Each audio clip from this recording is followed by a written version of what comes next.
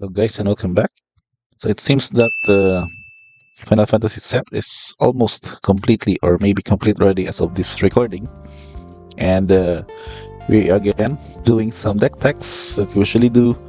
But for me, I have not really completed exploring some of the new cards. We try to analyze some of the potential. But of course, in terms of deck building, we need to really delve into how these new card components could really synergize with all these previous sets or of the existing archetypes. But what I've found from a recent weekly MTG video is limited or the draft archetype, which I think would also be applicable in the standard format. And this strategy is what we call the Landfall.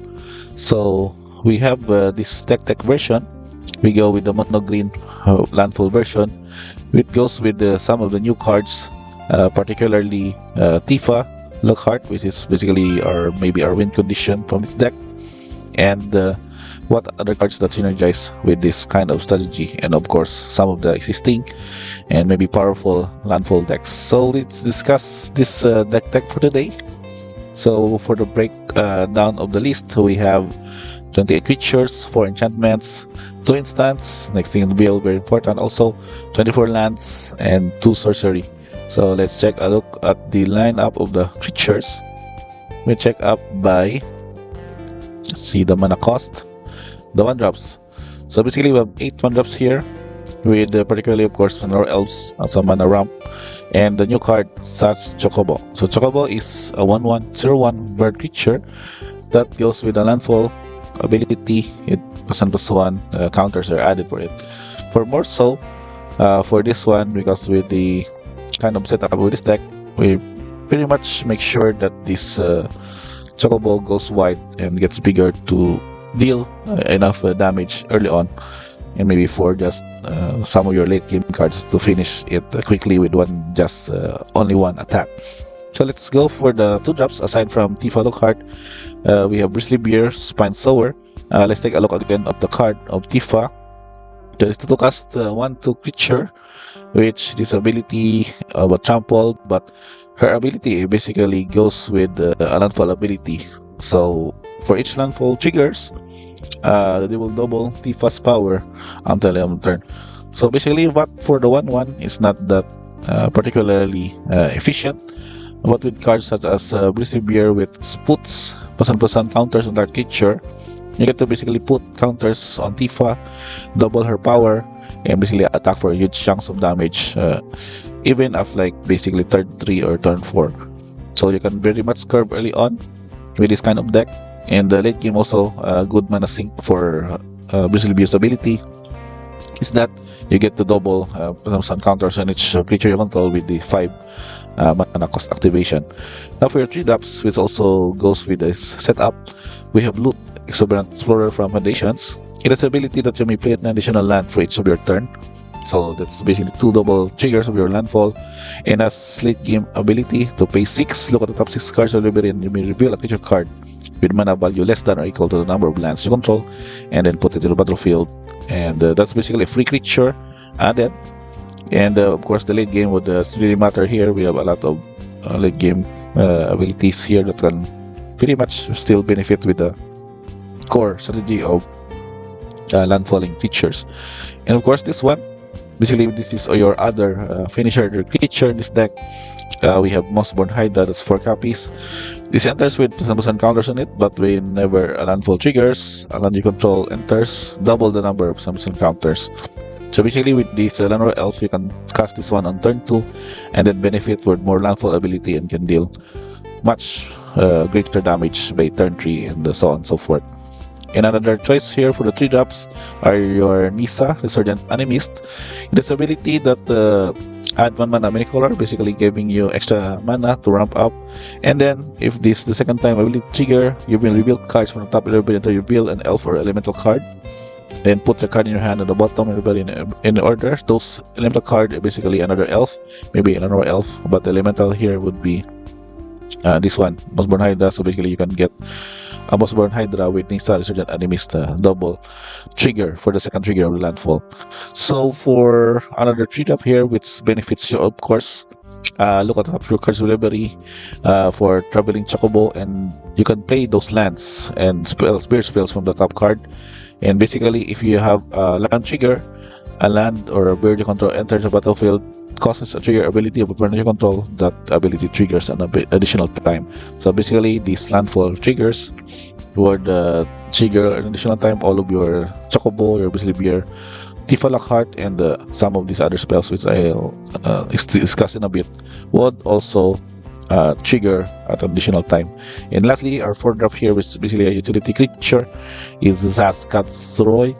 This is for the Castrici human pilot legendary creature that enters search the way for a bird or a basic land card and put it in your hand and shuffle.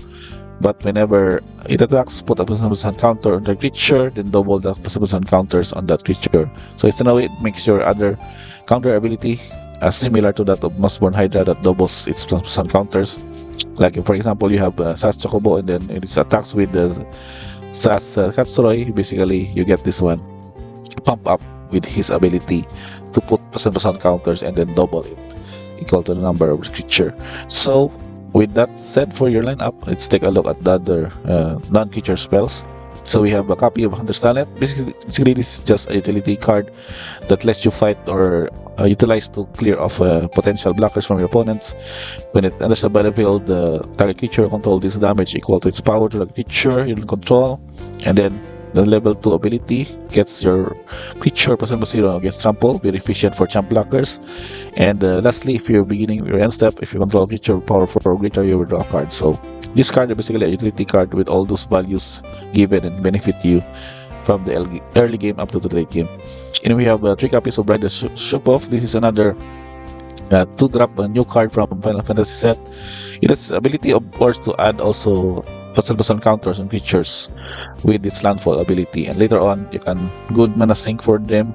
It becomes a 7/7 beast creature in addition to these other types until this is permanent. So basically you have this ability to become a 7/7 in addition to its other types, so becomes a 7/7 beast enchantment creature. This does not expire, so basically this is a good way for you to add another bit down to your late game plan in this deck. And of course, next game build is very important. Instance protect your creatures, hexproof, and then put in +1% counters on them.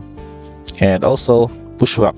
Bushwhack also lets you to search for a basic land in case that you need to do a ramp, or basically also clearing up a creature threat by fighting them by a creature you control. That's creature you control fights target creature you don't control. So utility card as bets, but basically you have these cards needed to let you push through the damage or just win through trampling with the Tifa Lockhart or Mossborn Hydra.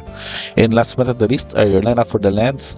I've seen this reference, basically forest, but we have several landfall effects such as Fable Passage. We have 4 copies that triggers to search the library for basic land, and then goes to untap if we have 4 or more lands.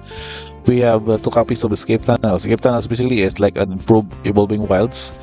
This is still a basic ability, but in the late game, you can also use this one to target creature power 2 or less can be blocked this turn. And we have also 4 copies of Archway. So this is like a current bounce land ability in this setup, because whenever there's a battlefield, you may return a land you control to its horn's hand, and then if you control another desert, was returned, you may surveil one. But the important thing here is that returning a land you control gets you to play another land and therefore triggering landfall. And not much though, that it produces 2 colors mana, so it lets you ramp up to your, maybe level up your talent or makes your riding the soup of activation later on nearer to its ability, or just a mana sink for basically Bill's ability. Even though all of these cards are basically interacting well and also gets you to trigger landfall abilities at the same time. And lastly, before we wrap up, we have a single copy of Rules Passage. Of course, we needed not only to trample, but also if there are instances that we needed to have a creature unblocked, you can use Rogue's Passage for this card to have that creature unlock this turn and basically dealing enough or needed damage to your opponent. And let's check on the average mana value. Colors is not really needed because we are monocolored. We go with 2.06 for average. We have a lot of 1-drops and 2-drops. Basically, our 4-drop is just the curve for this deck. And for any tokens, we don't have tokens here. But basically, why we have 24 lands in this deck is we needed to have good trigger of landfall effects. Even though that our curve is pretty much low with this kind of setup, and we're also having Llanowar Elves as our added mana feature, we just make sure that this trigger abilities of landfall would still have us enough lands to do our thing, while also having a good creature curve for this kind of deck. So I guess that's pretty much it for this one. If you've seen a similar deck build or someone else is also doing deck tech for this or for my reference, let's discuss this in the comment section, and let me know what you think of this one. Do we stick with the monocolor, or we can do some splashing, maybe red-green or red-white for this deck? I know red-white has a lot of abilities that putting plus encounters, particularly Elspeth has also that ability.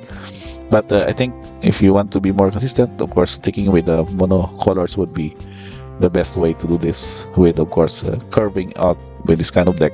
You need to be having all the top lands that you need. Also, the color requirements would not be your problem for this kind of deck. So let me know in the comments below, and that's pretty much it for this deck tech. Standard Mono Green Landfall Final Fantasy set MTG, and don't forget to like, subscribe, and see you guys on the next upload.